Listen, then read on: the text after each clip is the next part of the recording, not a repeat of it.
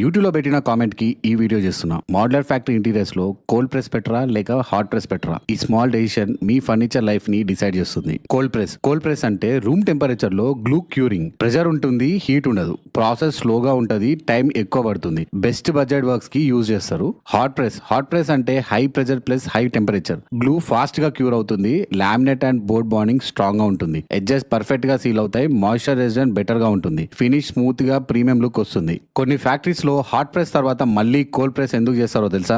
Step 1, hot press first stage ఏంటంటే first adhesive apply చేసిన ply and laminate hot press machine లో పెట్టడం జరుగుతుంది. హై టెంపరేచర్ ప్లస్ ప్రెషర్ వల్ల గ్లూ ఇన్స్టెంట్ గా యాక్టివేట్ అవుతుంది, మాయిశ్చర్ ఎవాపరేట్ అవుతుంది.